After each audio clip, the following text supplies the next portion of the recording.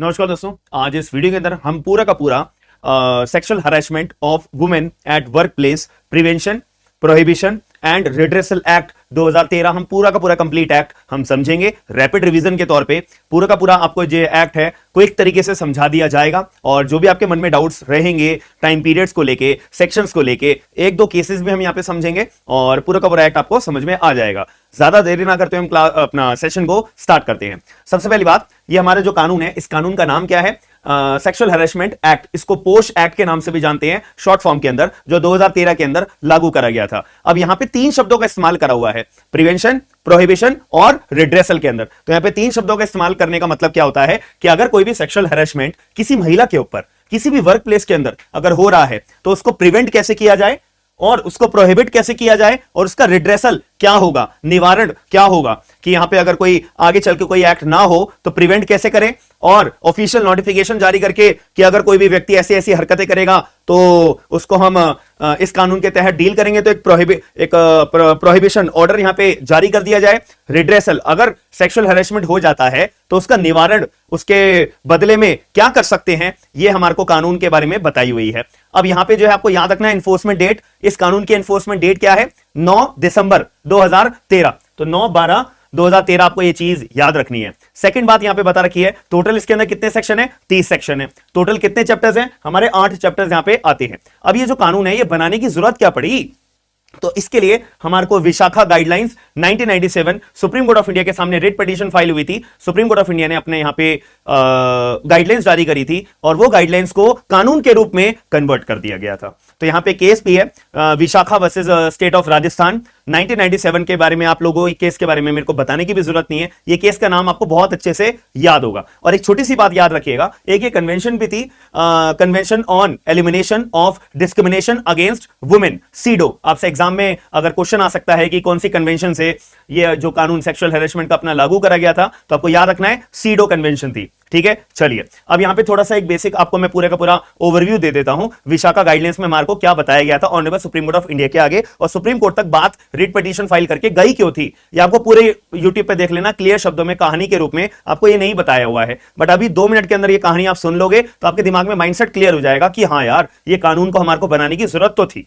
तो सबसे पहली बात, विशाखा की गाइडलाइंस के अंदर क्या बताया हुआ था? यहां पे एक लेडी थी, एक जयपुर के अंदर एक गांव है भटेली, तो वो जयपुर के अंदर महिला थी, अपना भटेली गांव के अंदर अपने पति के साथ में और अपने 4 बच्चों के साथ में रहती थी, और उस महिला का नाम था भवानी देवी। तो एक भवानी देवी नाम की एक महिला थी, वो अपने पति के साथ, अपने बच्चों के साथ जयपुर के अंदर एक गांव था भटेली, वहां पे अपना जीवन काट रही थी। अब उस महिला को जो है ना गांव वाले बहुत प्यार करते थे, बहुत अप्रिशिएट करते थे, क्योंकि वो महिला जो है गांव की जो प्रॉब्लम्स हुआ करती थी, पानी की, लोगों को एजुकेट करने की, और भी तरह में वो महिला हमेशा जागरूक रहती थी और लोगों को जागरूक भी करती थी। लोग उसको बहुत ज्यादा अप्रिशिएट करते थे। फिर क्या हुआ, यहां पे वो जो महिला थी अपना एक सरकार का, राजस्थान सरकार ने एक अपना प्रोग्राम लॉन्च करा। क्यों लॉन्च करा? क्योंकि जो मैं आपको ये बात बता रहा हूं, विशाखा गाइडलाइंस का जो हमारा केस है, ये केस चाइल्ड मैरिज के ऊपर है। चाइल्ड मैरिज यहां पे मेन रोल प्ले करती है इस केस के अंदर। फिर आप सोच रहे होंगे सर ये सेक्सुअल हैरेसमेंट के अंदर कैसे आ गया, ये कहानी के रूप में आपको समझना पड़ेगा।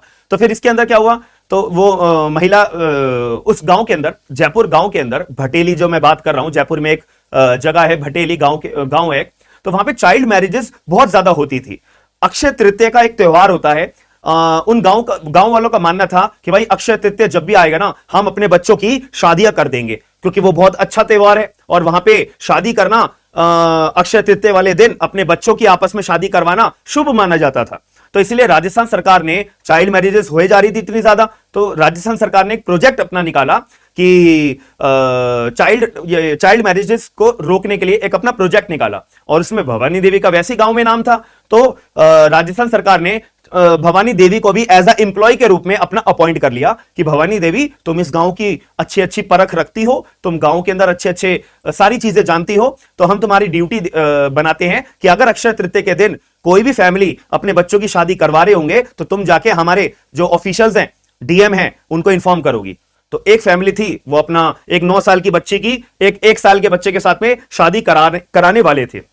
भवानी देवी को पता लग गया। भवानी देवी ने डीएम को कंप्लेंट कर दी कि देखो ऐसे ऐसी एक फैमिली है गांव के अंदर, ये जो अपना शादी रचा रहे हैं। फिर डीएम वगैरह ने फैमिली वालों को रोका कि नहीं, तुम अपने बच्चों की शादी नहीं रचाओगे, तुम्हारी 9 साल की बेटी, 9 महीने की बेटी है और 1 साल के लड़के के साथ में तुम शादी नहीं रचाओगे। लेकिन वो फैमिली ने फिर भी रात के 2 बजे चुपचाप शादी रचा दी।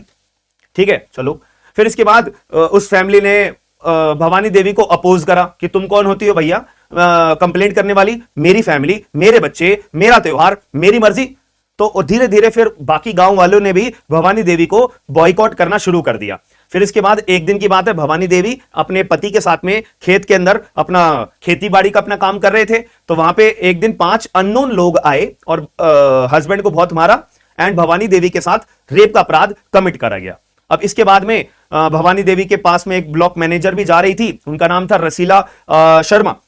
ठीक है, तो भवानी देवी ने अपनी ब्लॉक मैनेजर को इन्फॉर्म करा कि मेरे पति के साथ में और मेरे साथ में फला फला अपराध हुआ है। फिर वो लोग अपना पुलिस थाने गए कंप्लेंट दर्ज कराने, एफआईआर दर्ज कराने, बट पुलिस वालों ने एफआईआर दर्ज नहीं करी। अब और मामला बढ़ गया।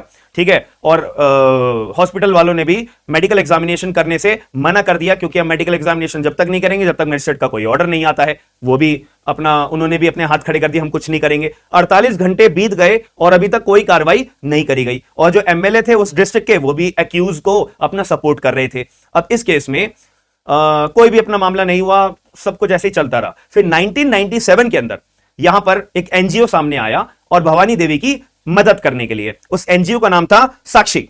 अब उस एनजीओ के अंदर एक एडवोकेट साहिबा थी, उनका नाम था विशाखा। फिर विशाखा साहिबा ने अपना सुप्रीम कोर्ट ऑफ इंडिया में रिट पिटीशन फाइल करी कि भवानी देवी एक नाम की औरत है, ऐसे ऐसे वो प्रोजेक्ट के अंदर काम कर रही थी, गांव में ये स्थिति हुई वगैरह वगैरह, और ये वायलेशन है आर्टिकल नंबर 14 का, ये वायलेशन है आर्टिकल नंबर 21 का। तो ये सारी बातों को ध्यान में रखते हुए supreme court has issued guidelines regarding the sexual harassment at work place, because it is not only the matter of sexual harassment, it is not only the matter of any sexual offense, but it is a matter of sexual harassment at work place. कि जो भवानी देवी थी वो एक state government की employ थी और वो जहां पे काम कर रही थी, वो जो गांव था, वो पूरा का पूरा गांव अपने आप में क्या था, भवानी देवी का अपना वर्क प्लेस था। तो वर्क प्लेस के अंदर भवानी देवी के साथ में सेक्सुअल अपराध हुआ, सेक्सुअल हरासमेंट का अपराध हुआ। तो इसके रिगार्डिंग यहां पे सुप्रीम कोर्ट ऑफ इंडिया ने गाइडलाइंस जारी करी थी। अब वो गाइडलाइंस क्या होती हैं, ये पूरा का पूरा एक्ट पढ़ोगे तो वो गाइडलाइंस भी पता लग जाएंगी।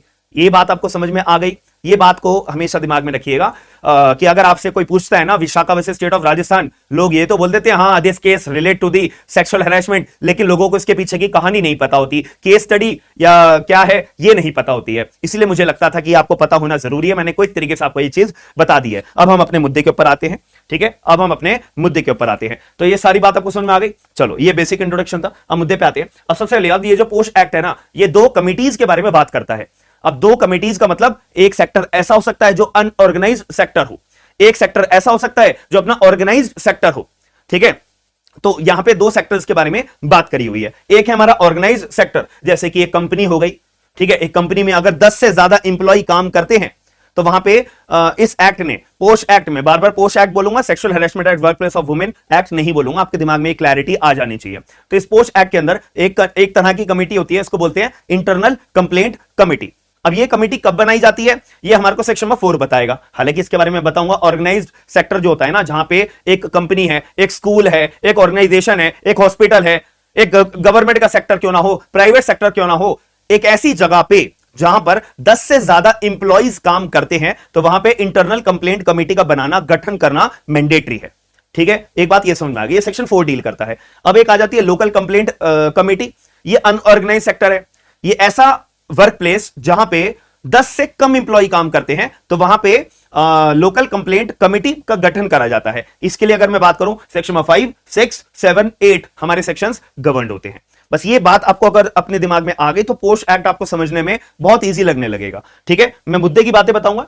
अब सबसे पहले इंपॉर्टेंट डेफिनेशंस, आप अगर सेक्शन नंबर 2 खोलोगे तो बहुत सारी आपको डेफिनेशंस देखने को मिलेंगी, बट हमारे को भी टाइम के ध्यान में रखते हुए हमारे को मुद्दे वाली बातें करनी है। सबसे पहले हमारे को डेफिनेशन याद रखनी है हमारी, एग्रीव्ड वुमेन। एग्रीव्ड वुमेन मतलब पीड़ित महिला जिसके ऊपर अपना सेक्सुअल हैरेसमेंट का हुआ है, तो वो कौन होगी। यहां पे 2 तरह के वर्क प्लेस मैंने आपको बता दिए, एक ऑर्गेनाइज सेक्टर, एक अनऑर्गेनाइज सेक्टर। तो अगर कोई ऑर्गेनाइज सेक्टर होगा, कोई ऑफिस होगा, कोई स्कूल हो, कॉलेज होगा, स्कूल होगा, कंपनी होगी, तो वो हमारा ऑर्गेनाइज सेक्टर के अंदर आएगा, क्योंकि वहां पे एटलीस्ट 10 से ज्यादा इंप्लॉइज तो काम करते होंगे। ठीक है, तो यहां पे बुलाए कि एक ऐसा वर्क प्लेस जहां पे महिला के ऊपर सेक्सुअल हरासमेंट हुआ है, और महिला कोई भी उम्र की हो सकती है, याद रखना, ये भी प्रीलिम्स का क्वेश्चन हो सकता है कि महिला कौन, एनी एज, तो वो अगर इंप्लॉयड है तो ठीक, अगर वो इंप्लॉयड नहीं है तो ठीक। मान लेते हैं कि एक महिला है, वो एक कंपनी में अपना काम करवाने के लिए गई है, ठीक है, कोई भी अपना काम करवाने के लिए, अपना फाइलिंग का काम कराने के लिए गई है, वो इंप्लॉय नहीं है, लेकिन उस महिला के साथ, या क्लाइंट हो सकती है, ठीक है, तो वो अगर महिला उस ऑफिस में आती है, वो उस ऑफिस में काम करती है नहीं, वो तो एक एज अ आउटसाइडर है, लेकिन उस महिला के साथ में अगर सेक्सुअल हरासमेंट उस वर्क प्लेस में होता है, देन दैट महिला is also categorise as aggrieved women. ये बात को याद रखिएगा। और नए सेक्टर में अगर कोई महिला इंप्लॉयड है या नहीं भी है, उसको अपना इंक्लूड किया जाता है, प्रीलिम्स का क्वेश्चन बन सकता है, याद रखना, ठीक है। उसके साथ सेक्सुअल हरासमेंट हुआ है, देन वो महिला एग्रीड महिला मानी जाएगी। दूसरा आता है कि जैसे कि अनऑर्गेनाइज सेक्टर कैसा, कौन सा हो सकता है, जैसे जो कोई भी महिला किसी के घर पे एज अ मेड के तौर पे, एज अ बाई के तौर पे, ठीक है, काम करती है, तो वो जो महिला अपना किसी घर में बर्तन धोने का काम कर रही है, तो वो जो उसका काम जहां पे कर रही है, वो तो उसका वर्क प्लेस होगा, ठीक है, बट वो अनऑर्गेनाइज्ड होगा, क्योंकि वो महिला इकलौती है जो अपना काम कर रही है, तो 10 से कम आ गया, तो यहां पे कौन सी कमेटी बनेगी, लोकल कंप्लेंट कमेटी। तो इस महिला को हम क्या बोलेंगे, अपना एग्रीड महिला बोलेंगे। बस एक शर्त है कि यहां पे वो महिला काम करी होनी चाहिए, इंप्लॉयड होनी चाहिए, याद रखिएगा मेरी बात, ठीक है। चलो, तो अनऑर्गेनाइज में काम कर इंप्लॉयड होना जरूरी है, और ऑर्गेनाइज में इंप्लॉयड हो या नहीं हो डजंट मैटर। ये बात समझ में आ गई। और महिला ऑफ एनी एज, दोनों में ये बात याद रखना। आगे चलते हैं थोड़ा सा एक कदम। अब आप कोई कानून पढ़ रहे हो और आपको सेक्सुअल हैरेसमेंट का मतलब ही नहीं पता, ये तो बहुत गलत बात हो जाएगी। इसीलिए हमारे को ये भी बात याद रखनी है, सेक्सुअल हैरेसमेंट हम पोस्ट एक्ट पढ़ रहे हैं, तो वहां पे सेक्सुअल हैरेसमेंट हमारे को कहां डिफाइन करा हुआ है, सेक्शन नंबर 2N के अंदर। इसका मतलब यही होता है ऑब्वियसली फिजिकल कांटेक्ट बनाना, या कोई डिमांड या रिक्वेस्ट करना, या कोई सेक्सुअल कलर्ड रिमार्क्स अपने भद्दे अपने कोई भी ताने देना, या कोई भी पोर्नोग्राफी शो करना, या कोई भी फिजिकल वर्बल या मुंह से अपने कोई अलग अलग अपशब्द बोलना, एब्यूजिव लैंग्वेज का इस्तेमाल करना, ये सारी बातें आती है हमारी किस चीज में, सेक्सुअल हैरेसमेंट में। अब याद रखना सेक्शन नंबर 2N को हमें सेक्शन नंबर 3 क्लॉज 2 के साथ में पढ़ना पड़ता है कि ये भी तरह के हमारे सेक्सुअल हैरेसमेंट की कैटेगरी में आ सकते हैं। जैसे कि अगर कोई अपना बॉस जो है अपनी इंप्लॉय को बोल रहा है कि देखो सेक्सुअल फेवर अगर कोई डिमांड कर रहा है बॉस अपनी इंप्लॉय से, अब बॉस जो है अपना इंप्लॉय से, और कि मैं तुम्हारा प्रमोशन कर दूंगा, अगर तुमने मेरी बात मानी तो प्रमोशन हो जाएगा, और अगर तुमने मेरी बात नहीं मानी तो डिमोशन, तुम्हारे को ट्रांसफर कर दूंगा, या तुम्हारा जो है मैं तुम्हारे को जॉब से निकाल दूंगा, या तुम्हारी सैलरी काट दूंगा, ठीक है। या इंप्लॉय के काम में अगर बॉस जो इंटरफेयर कर रहा है और फिजिकल कॉन्टैक्ट मतलब अनफेवरेबल टच कर रहा है, ठीक है, या ह्यूमिलेट ट्रीटमेंट कर रहा है, ठीक है, कि महिला इंप्लॉय ने काम बहुत बढ़िया करा, लेकिन सारे इंप्लॉयज को आप जो है अप्रिशिएट कर रहे हो, लेकिन उस इंप्लॉय को आपने अलग ह्यूमिलेट कर दिया, वर्किंग आवर्स से ज्यादा ऑफिस आवर्स में बिठा रहे हो, ठीक है। ये सारी बातें हमारी कैटेगराइज होती है सेक्सुअल हैरेसमेंट के अंदर। ये बात भी आपको समझ में आ गई होगी, ठीक है। चलिए अब हम एक कदम और आगे चलते हैं इसके और चीज को समझने के लिए, ठीक है। अब वर्क प्लेस की एक definition section number 2O work place मैंने आपको वैसे बता ही दिया है, गवर्नमेंट सेक्टर का वर्क प्लेस हो गया, प्राइवेट हो गया, हॉस्पिटल, कहीं पे भी जो भी काम करने वाली जगह होती है वो सारी वर्क प्लेस है, ठीक है। अब काम करने वाली जगह अगर उसमें 10 से ज्यादा इंप्लॉय हैं तो ICC, अगर 10 से कम इंप्लॉय है तो LCC बनेगा। ये बात को याद रखिएगा, इसको और डिटेल में भी मैं बताऊंगा आपको, ठीक है। और याद रखना ये इंपॉर्टेंट पॉइंट है, ये भी एग्जाम में आ सकता है, अगर पेपर किसी को हार्ड बनाना है ना तो ये पॉइंट डाल दो। इसका मतलब क्या होता है कि जैसे कि मान लेते हैं एक कंपनी में मैं बॉस हूं और मेरे पास मेरी कंपनी में फीमेल इंप्लॉय काम करती है, तो मैंने फीमेल इंप्लॉय को बोला कि आप जो है मार्केट से फाइलें खरीद के ले आओ, क्योंकि हमारे को फाइलों की जरूरत है। अब महिला इंप्लॉय फाइल खरीदने के लिए मार्केट में गई, तो जहां जहां महिला जाएगी, जहां पे मैंने ऑथराइज करा है महिला को भेजने के लिए, तो वो वहां की जगह भी क्या मानी जाएगी, वर्क प्लेस में मानी जाएगी। ये बात याद रखिएगा, place visited by employee, transportation provided by employer, ये बात को याद रखना। जैसे कंपनीज में होता है ना कि आपको फील्ड वर्क पे भी जाना पड़ता है। अब अगर आप एक लॉ फर्म में काम करती हो, ठीक है, तो आपको अलग अलग कोर्ट्स में जाना पड़ेगा, ठीक है। तो वो जो आपके वकील साहब, आपके जो बॉस हैं, वो आपको अलग अलग जगह भेज रहे हैं, तो वो सारी जगह आपकी वर्क प्लेस के अंदर मानी जाएंगी। ये बात को भी याद रखना। अब एक कदम और आगे चलते हैं। अब सेक्शन 2P हमारे को बताता है अनऑर्गेनाइज सेक्टर, ये तो पहले ही बढ़ चुके हैं, 10 से कम एम्प्लॉय हैं, ठीक है। और ऐसा सेक्टर जो अपना प्रोडक्शन में, सेल में, सर्विसेज में अपना काम करता है, ऐसी कंपनी खोल के बैठे हुए, अगर 10 से कम इंप्लॉय हैं तो अनऑर्गेनाइज सेक्टर। तो इससे अपोजिट में हमारे को क्या पता लगा कि 10 से ज्यादा इंप्लॉय होंगे तो वो ऑर्गेनाइज सेक्टर होगा, जो मैंने आपको क्लास के स्टार्टिंग में, सेशन के स्टार्टिंग में इस चीज को क्लैरिफाई करा था। स्पेसिफिकली मेंशन नहीं है, बट ये हम दिमाग लगा के इस चीज को समझते हैं कि अनऑर्गेनाइज ये है तो ऑर्गेनाइज ये होगा, ठीक है। चलिए ये बात हमारे को समझ में आ जाती है। अब एक कदम और आगे चलते हैं। अब यहां पे बता रखा है, अब आ जाती है कहानी, जैसे मैंने आपको बताया था ऑर्गेनाइज सेक्टर वाली बात, जहां पे आईसीसी का हम गठन करेंगे, इंटरनल कंप्लेंट कमेटी का, उसके नीचे मैंने लिखा था सेक्शन नंबर 4, तो कैसे गठन करेंगे, ये एग्जाम का क्वेश्चन बन सकता है कि कितने बंदे होंगे, किसके पास क्या पोस्ट होगी, कहां से बंदे चुन के लाओगे, वगैरह वगैरह। तो यहां पे बात आ जाती है इंटरनल कंप्लेंट कमेटी की। अब ये कब बनेगी? एटलीस्ट उस ऑर्गेनाइजेशन में 10 से ज्यादा इंप्लॉय होना जरूरी है, तभी जाके यहां पे आईसीसी का गठन करा जाएगा। ठीक है, अब गठन कौन करेगा? सीधी सी बात है, जो बॉस होगा, जो बॉस होगा उसकी तो जिम्मेदारी होगी कि भैया वो अपने ऑफिस में आईसीसी की कमेटी बना के रखे पहले की पहले। ठीक है, अब मैं आपको एक बात at the end of the session ये भी बताऊंगा, अगर मैं बॉस हूं और मैंने आईसीसी अपनी कंपनी में नहीं बनाई तो मेरे ऊपर क्या जुर्माना लग सकता है, यानी कि मैं पोस्ट एक्ट के प्रोविजंस का पालन कर ही नहीं रहा हूं, तो क्या मेरे ऊपर जिम्मेदारी है कोई, क्या मेरे ऊपर कोई लायबिलिटी है कि अगर मैंने आईसीसी नहीं बनाया तो मेरे ऊपर कुछ आपदा आ सकती है? बिल्कुल आ सकती है भाई, 50,000 रुपए का जुर्माना लगेगा। अगर मैं दोबारा आईसीसी नहीं बना तो 1,00,000 रुपए का जुर्माना लगेगा आपकी कंपनी के ऊपर। ठीक है, यानी कि कहने का मतलब है कि पोस्ट एक्ट के प्रोविजंस का अगर ये सेक्शन 26 में बात लिखी हुई है, चलो मैं आपको बता देता हूं, हालांकि बाद में भी बताऊंगा कि अगर ये आप कमेटी नहीं बनाते हो, इंक्वायरी नहीं करते हो, रिपोर्ट सेंड नहीं करते हो, एनुअली रिपोर्ट फाइल नहीं कर रहे हो, यानी कि कंप्लायंस पोस्ट एक्ट का आप नहीं करते हो, तो आपकी कंपनी के ऊपर या जो डीओ होते हैं, लोकल कंप्लेंट कमेटी भी अभी बताऊंगा, तो वो अगर कंप्लायंस, अगर कोई भी इंसान कंप्लाई नहीं कर रहा है तो उसके ऊपर 50,000 रुपए का जुर्माना, याद रखना। ठीक है, इसीलिए पोस्ट एक्ट को कंप्लाई करना जरूरी है। चलो मुद्दे पे आते हैं। तो इंप्लॉयर जो है वो आईसीसी बनाएगा।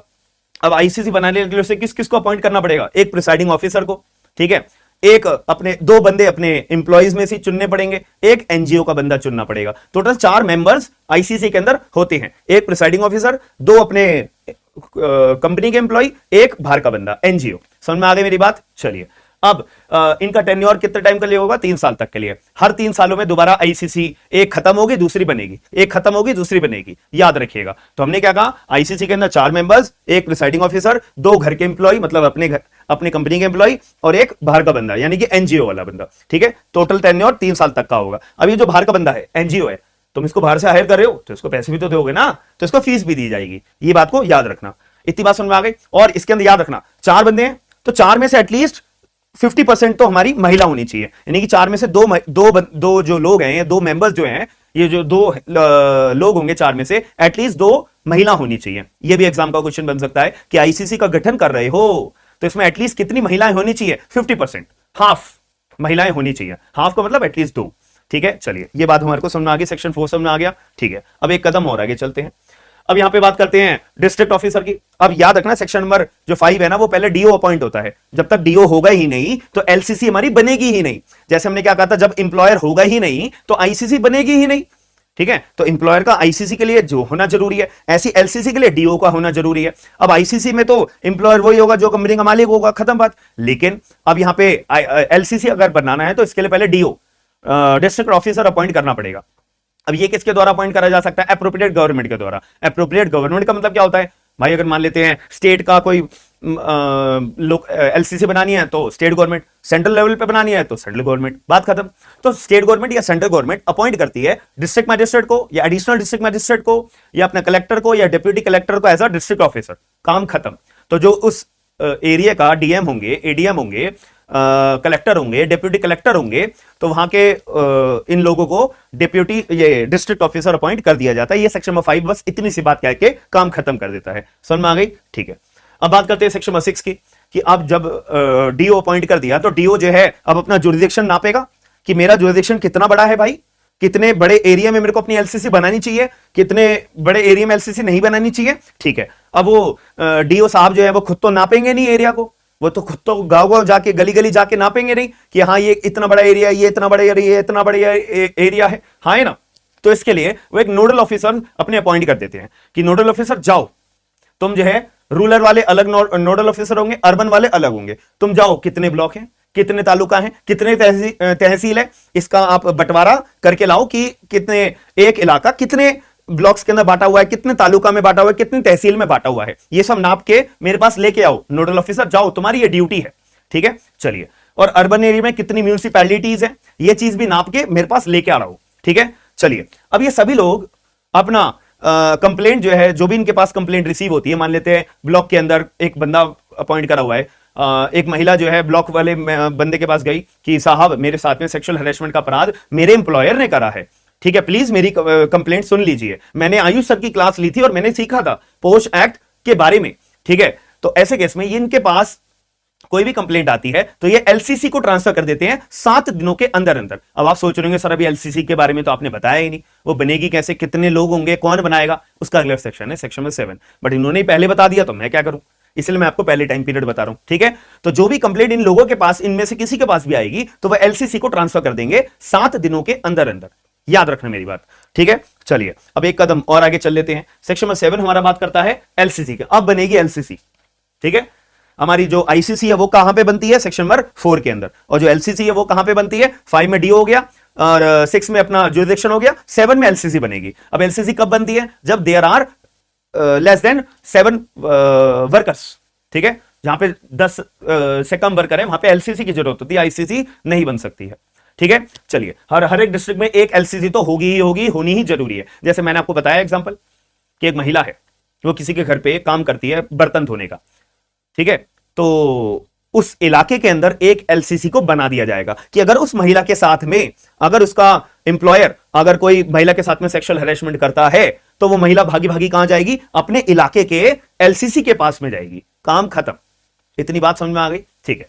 अब डिस्ट्रिक्ट ऑफिसर कॉन्स्टिट्यूट करेगा एलसीसी को, सीधी सी बात है। मैंने जब भी तो डीओ अपॉइंट करा था स्टेट गवर्नमेंट ने या अपना सेंट्रल गवर्नमेंट ने, अप्रोप्रिएट गवर्नमेंट ने, तो ये लोग अपना क्या बनाएंगे, एलसीसी अपना एक गठन करेंगे। अब एलसीसी में कौन, एक चेयरपर्सन होगा, ठीक है, और अपना एक मेंबर होगा, एक ब्लॉक का कोई भी एक ब्लॉक का मेंबर या तालुका का या तहसील का एक मेंबर बना देंगे, ठीक है। अगर ब्लॉक होगा तो अगर एक ब्लॉक में बनानी है एलसीसी तो ब्लॉक का चुनेंगे, एक तालुका के अंदर बनानी तालुका का चुनेंगे, तहसील में बनानी है तो तहसील का चुनेंगे। डिपेंड करता है ना आप एलसीसी कहां पे बना रहे हो। हर एक डिस्ट्रिक्ट में एक एलसीसी तो होगी ही होगी, ठीक है। और 2 मेंबर्स एनजीओ के चुने जाएंगे और एक मेंबर अपना एक्स ऑफिशियो मेंबर होगा, ठीक है, जो अपना चाइल्ड वेलफेयर के ऊपर जिसने अपना अच्छा खासा काम कर रहा है, कर चुका है, ठीक है। तो वो भी करते रहो और अब एलसीसी के मेंबर भी बन जाओ। समझ में आ गई मेरी बात। अब इन सभी लोगों को फीस वगैरह वो सरकार डिसाइड करेगी कितनी देनी है, किसको क्या देना है क्या नहीं देना। इतनी बात क्लियर हो गई, ठीक है। तो हमारे को क्या दिमाग में क्लियर हुआ, आईसीसी में 4 लोग, प्रिसाइडिंग ऑफिसर, 2 घर के एम्प्लॉय और एक एनजीओ, एक बाहर का एम्प्लॉय। यहां पे क्या है, 5 बंदे, एक अपना चेयरपर्सन और एक मेंबर अपना ब्लॉक में से, तालुका में, तहसील में से, 2 एनजीओ में से और एक अपना एक्स ऑफिशियो मेंबर होगा जो चाइल्ड वेलफेयर वगैरह के लिए काम कर रहा है। हालांकि मुझे इस बात में थोड़ी सी अजीब लगाता है, भाई जब एनजीओ को तुम अपॉइंट कर रहे हो तो एक एक्स ऑफिशियो मेंबर को फिर क्यों अपॉइंट करना, ठीक है। बट रूल है तो रूल है, ठीक है। चलिए ये बात हमारे को समझ में आ गई, यहां तक समझ में आ गई कहानी, ठीक है। अब हम एक कदम और आगे चलते हैं।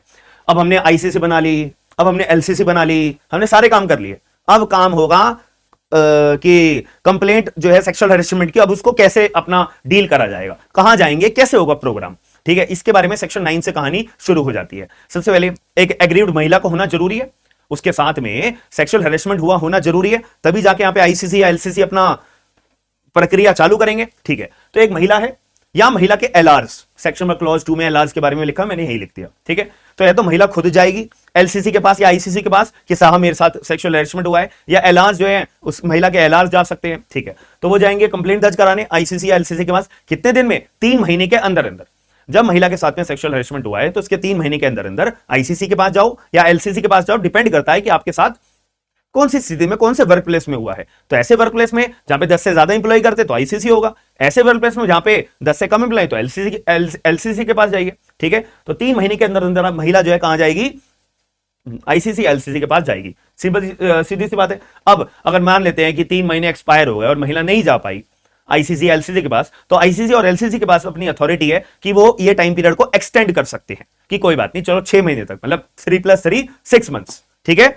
याद रखना, बट ये पावर जो है 6 महीने तक, 3 महीने और एक्सटेंड करने की पावर किसके पास है, केवल और केवल आईसीसी और एलसीसी के पास है, ठीक है। चलिए अब यहां पे कंप्लेंट आईसीसी एलसीसी के पास आ गई है। अब क्या काम करेगी आईसीसी और एलसीसी, सबसे पहला काम आईसीसी या फिर एलसीसी का होगा कंसाइलेशन करना, कि यार पहले दोनों बंदों को बुला लो, महिला आप भी आ जाओ और रिस्पोंडेंट आप भी आ जाओ, दोनों को आमने सामने बैठाएंगे, हाँ यार सेटल कर लो अपना मामला, आपस में बैठ के सेटल कर लो, ठीक है। अगर यहीं पे मामला सेटल हो सकता है तो कर लो यार, ठीक है। चलिए तो यहां पे सबसे पहला काम होगा कंसाइलेशन का। इंक्वायरी स्टार्ट करने से पहले अपना आईसीसी एलसीसी सबसे पहला काम करेंगे क्या, कंसाइलेशन का। अगर कंसाइलेशन का सेटलमेंट हो गया तो बात ही खत्म, कोई आगे कुछ करने की जरूरत नहीं है, कुछ मामले की जरूरत नहीं है। लेकिन अगर सेटलमेंट नहीं होता है तब यहां पे फिर एफआईआर दर्ज होगी, पुलिस को बुलाया जाएगा, कंप्लेंट दर्ज होगा, वो बाद की बातें हैं। हम ये आगे की कार्रवाई के बारे में बात करेंगे। अब जब अगर सेटलमेंट हो जाता है कंसलेशन के लिए, तो फिर अपने इंप्लॉयर को इन्फॉर्म करोगे कि अपने बॉस को हमने कर दिया सेटल। एलसीसी है तो डीओ को, डिस्ट्रिक्ट ऑफिसर को अपॉइंट करोगे, रिपोर्ट भेजोगे कि हाँ सेटलमेंट हो चुका है, ठीक है। या फिर अगर मान लेते हैं आईसीसी या एलसीसी की अपना कंसाइलेशन में ये हुआ कि आप जो है रिस्पोंडेंट महिला को सॉरी बोलोगे या फिर कुछ भी करोगे, कोई भी अपना कंप्लाइंस करने के लिए बोला हुआ है तो वो कंप्लाइंस करना पड़ेगा, ठीक है। चलिए, अगर कंप्लाइंस नहीं होता है इसके बारे में आगे बात लिखी हुई है। चलिए अब एक कदम आगे चलते हैं। अब अगर मान लेते हैं इनका जो है मामला कंसाइलेशन से मामला सुलटा नहीं, कुछ भी नहीं हुआ, मतलब महिला नहीं मान रही, नहीं मेरे को तो इंक्वायरी करवानी है, तो अब इस केस में आईसीसी एलसीसी अपनी इंक्वायरी करेंगे। अगर आईसीसी एलसीसी को लगता है प्राइमा फेसाई के तौर पे हाँ भाई ये रिस्पोंडेंट ने सेक्सुअल हैरेसमेंट का अपराध किया है, तो वैसे इसमें क्या होगा, फिर पुलिस केस होगा, पुलिस को फोन करेंगे, हाँ जी पुलिस आ जाइए, एक एक्यूज है हमारे यहाँ पे, इसने महिला के साथ छेड़छाड़ करी है, ठीक है, सेक्सुअल हैरेसमेंट करा है। मैंने आपको बताया सेक्सुअल हैरेसमेंट का मतलब क्या होता है, ठीक है। सेक्शन नंबर 2 एन के अंदर, read with section number 3 clause 2 के अंदर ये बातें याद रखना, ठीक है। तो एफआईआर दर्ज होगी तो 7 दिन के अंदर अंदर कंप्लेंट दर्ज कराई जाएगी। सेक्शन नंबर 509 आ सकता है, और भी relevant section 354 clause capital A आ जाएगा आईपीसी का, वगैरह वगैरह। ये डिपेंड करता है कि नेचर ऑफ द ऑफेंस क्या है, ठीक है। अब ऑडी अल्टर पार्टर मैंने लिखा हुआ यहाँ पे, इसका मतलब ये है कि भाई अक्यूज को भी, यानी कि जो रिस्पोंडेंट है उसको भी पहले सुना जाएगा, ठीक है, इंक्वायरी करते दौरान। केवल महिला की बातें नहीं सुनेंगे, रिस्पोंडेंट की भी बातें सुनेंगे, और ये जो इंक्वायरी है टोटल 90 डेज के अंदर अंदर खत्म हो जानी चाहिए, ठीक है। चलिए, सेक्शन नंबर 12 कहता है कि इंटरम रिलीफ, भाई 90 दिन तक की इंक्वायरी चलेगी, तो इस दौरान महिला के पास अपना कोई कुछ तो रिलीफ मिलना चाहिए ना, ठीक है। तो महिला इंटरम रिलीफ भी क्लेम कर सकती है। महिला ये क्लेम कर सकती है, देखो भैया मैं रोज ऑफिस आ रही हूं, मेरे को इस आदमी का चेहरा दिख रहा है, इसको ट्रांसफर करा जाए इसका, या मेरा ट्रांसफर कर दो, ये डिमांड हो सकती है। दूसरा, मेरे को प्लीज, मेरा दिमागी तौर संतुलन बिगड़ चुका है, मैं अभी ऑफिस नहीं आ सकती, ठीक है, तो प्लीज मुझे छुट्टी दे दो, तो पेड लीव दी जाएगी, 3 महीने तक की मैक्सिमम एग्री महिला को छुट्टी दी जा सकती है। या फिर कोई भी एनी अदर रिलीफ अगर महिला जो मांगना चाहती है वो मांग सकती है। इतनी बात क्लियर हो गई, ठीक है।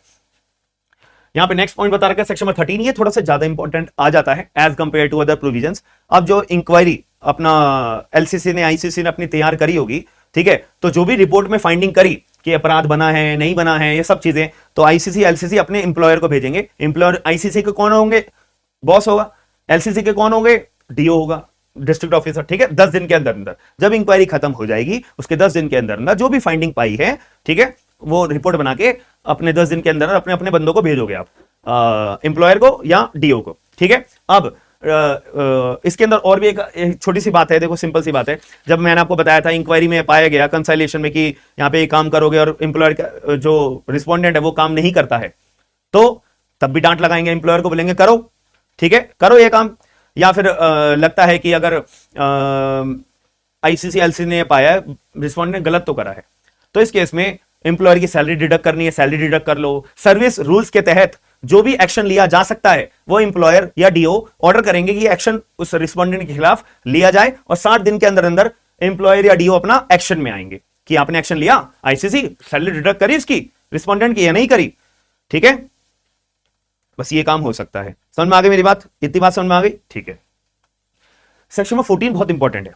सेक्शन नंबर 14 कहता है कि अगर एग्रीड महिला जो है वो रोती रोती अपना कंप्लेंट दर्ज कराने के लिए एलसीसी के पास या आईसीसी के पास आती है, और ये पाया जाता है कि महिला झूठी है, महिला ने झूठी कंप्लेंट दर्ज करी है, महिला ने नाम बदनाम करने के लिए एक लड़के का या किसी का भी अगर ऐसा करा है, तो ऐसे केस में महिला की सैलरी डिडक्ट कर लो।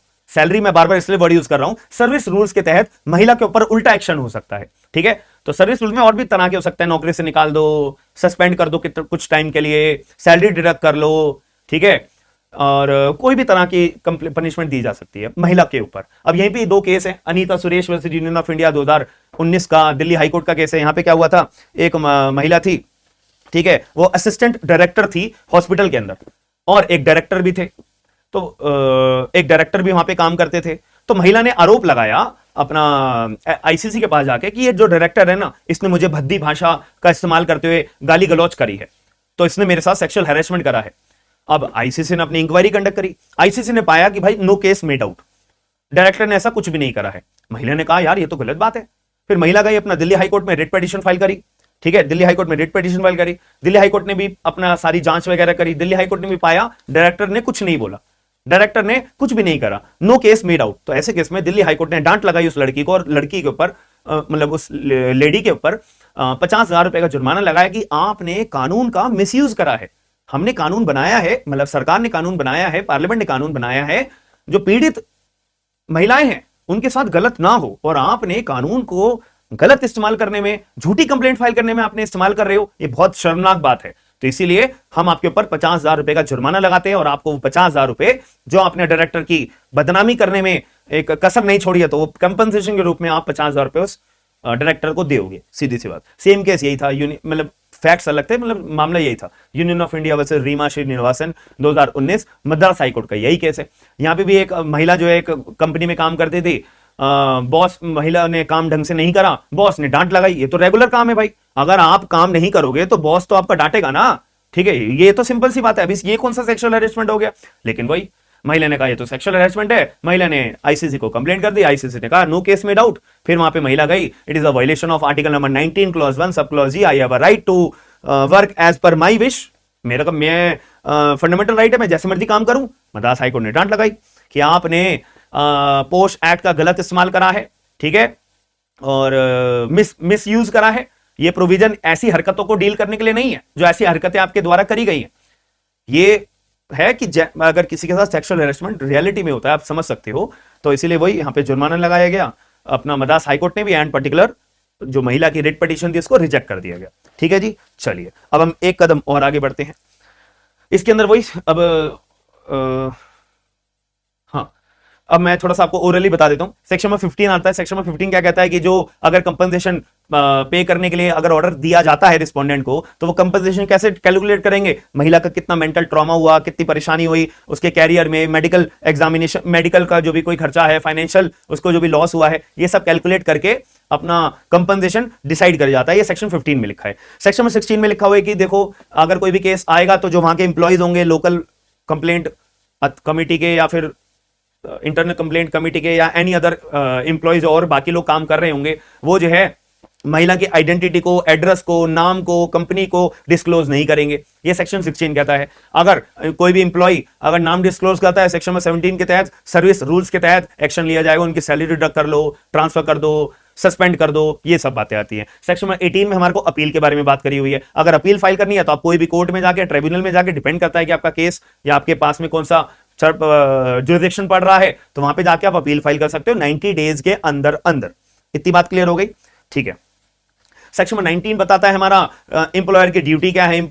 सिंपल सी बात है, एम्प्लॉयर की ड्यूटी क्या होती है कि अपने ऑफिस में मेंटेन करके रखे डेकोरम, अवेयरनेस फैलाए, पोस्टर लगाए कि कोई भी सेक्सुअल हैरेसमेंट का हरकतें नहीं करेगा, ये सब काम है। सेक्शन 20 में डिस्ट्रिक्ट ऑफिसर की क्या क्या ड्यूटी है, वो मॉनिटर करेंगे कि एलसीसी अपना काम ढंग से कर रही है ना, सारा काम सबसे सही ढंग से हो रहा है ना। ये सेक्शन 20 में डीओ की ड्यूटी बना रखी है। और सेक्शन 21 में बता रखा है कि जो आईसीसी और वो एलसीसी है वो एनुअल रिपोर्ट अपना सेक्सुअल हैरेसमेंट का डाटा अपलोड करेंगी गवर्नमेंट के पोर्टल के ऊपर कि एक साल में आपने कितने केसेस डील करे, क्या क्या हुआ, क्या क्या नहीं हुआ। सेक्शन में 22 कहता है कि एम्प्लॉयर जो होता है वो भी अपना एनुअल रिपोर्ट भेजेगा कि मैंने कितनी तरह से परखा आईसीसी के काम को, एलसीसी के काम को। सेक्शन 23 कहता है कि जो अपना एप्रोप्रिएट गवर्नमेंट है वो सारे के सारे डाटा को क्या करेंगे, मॉनिटर करेंगे। सेक्शन 24 कहता है कि जो सरकार है उसकी भी ड्यूटी है कि वो हर जगह अपने समाज में अवेयरनेस फैलाएंगे कि ऐसा अगर आपके साथ होता है तो आप यहाँ जाके अपना कंप्लेंट फाइल कर सकते हो। आपके एरिया में यहाँ पे एलसीसी बनी हुई है, आपके एरिया में यहाँ पे एलसीसी बनी हुई है, आप जाइए। महिला अगर कोई भी पीड़ित होती है वो यहाँ जाके कंप्लेंट दर्ज करा सकती है, वगैरह वगैरह। सेक्शन 25 कहता है कि सरकार के पास पावर है कि वो किसी भी एम्प्लॉयर को, किसी भी डीओ को कॉल कर सकती है कभी भी, कोई भी इन्वेस्टिगेशन में। सेक्शन में 26 एक बहुत इंपॉर्टेंट आ जाता है, जैसे मैंने आपको बताया था अभी बीच की क्लास में भी कि अगर कोई भी पॉश एक्ट के प्रोविजंस का कंप्लाई नहीं करता तो कंपनी है तो 50,000 रुपए का जुर्माना, अब दोबारा करते हो 1 लाख रुपए का जुर्माना यहाँ पे इंपोज आपके ऊपर करा जा सकता है। ये बात समझ में आ गई? इसीलिए तो ये पोस्ट एक्ट को पालन करना जरूरी है।